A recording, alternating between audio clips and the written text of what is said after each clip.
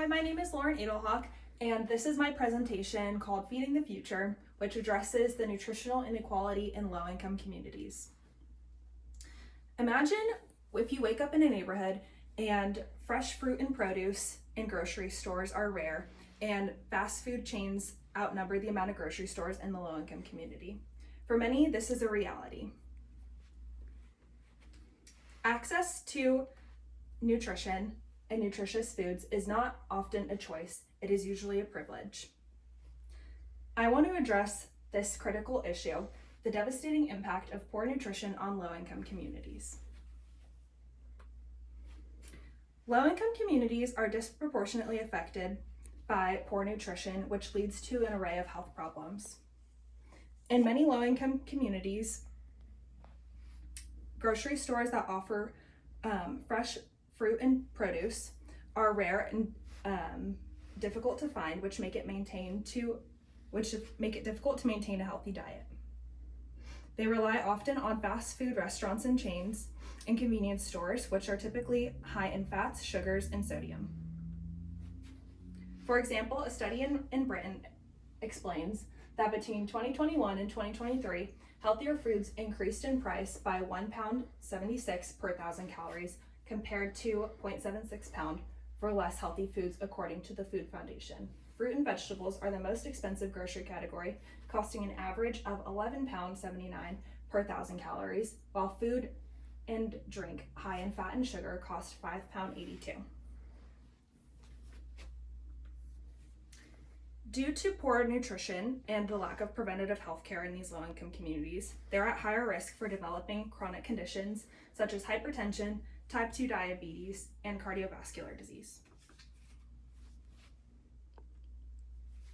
Poor nutrition in childhood, especially in low-income communities, can lead to an array of problems as well, such as developmental delays, poor academic performance, and long-term health issues, as well as an overall lower quality of life. Jan Ra, a student at the College of Nursing at Chungnam National University, explains that combining more than a medium consumption of sugar-sweetened beverages and fast foods was associated with more stress, depressive symptoms, and suicidal ideation than their independent consumption. Now that we understand the effects of poor nutrition on low-income communities, you might be curious as to why the access to nutritious foods is important.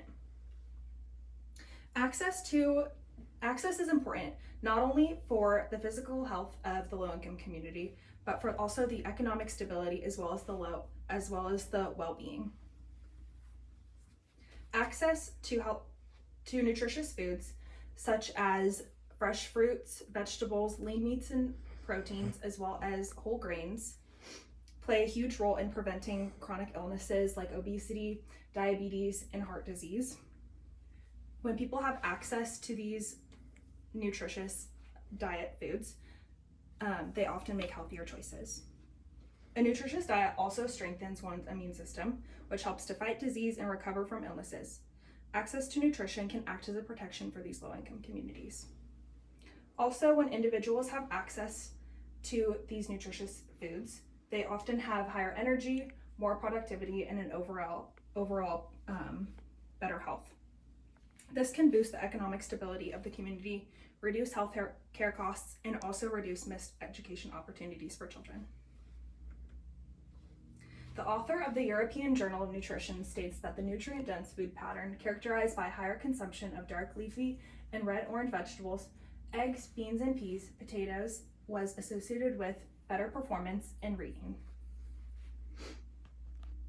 Now that we know why a nutritious diet is important, how can we come together to make sure that this is an achievable goal? Addressing poor nutrition in low-income community requires a combination of efforts from both the government and the community.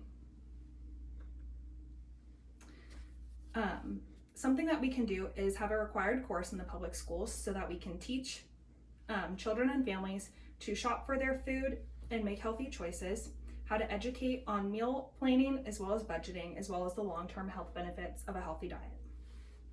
Shannon Klisch and Catherine Soul, leaders in agriculture and natural resources as well as nutrition, explain that EATS, which is the Eating and Physical Activity tool for students, data collection beginning in 2022, indicated the percentage of students who reported an increase in healthy food consumption, a decrease in sugary beverage consumption, and an increase in physical activity.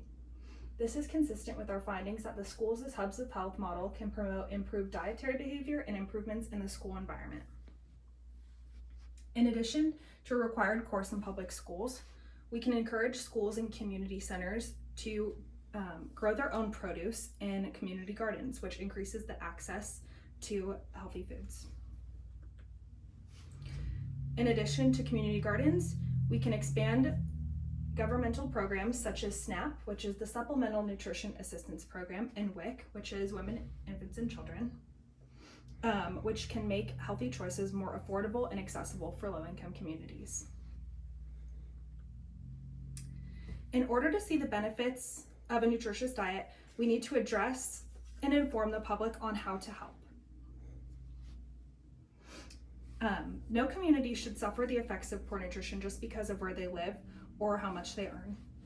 We've seen how low-income communities are disproportionately affected by a poor diet, facing higher rates of chronic illnesses, more developmental delays and issues, and as well as limited access to these healthy choices. We've also seen how the access to a nutritious diet is not only about the physical health, but it's also tied to educational success, economic opportunities, and long-term community well-being. The good thing about this is a problem we can solve by expanding governmental assisted programs, supporting local food initiatives, as well as integrating nutrition education in schools. We can create a future where every person, regardless of their income, has the opportunity to live a healthy lifestyle.